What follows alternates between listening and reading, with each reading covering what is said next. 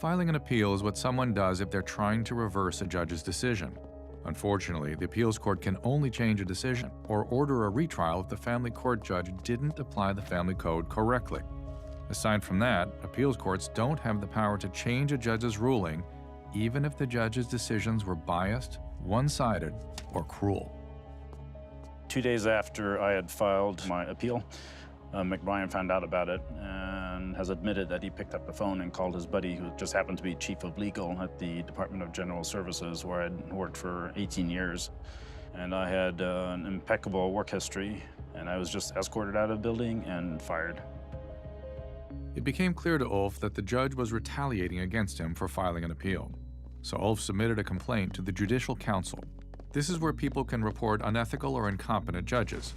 But the Judicial Council is made up of judges and lawyers, and they rarely remove a judge from office.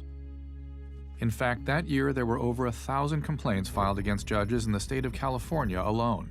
Of those 1,000 complaints, none of the judges were fined, none of the judges were put in jail, and none of the judges were removed from office.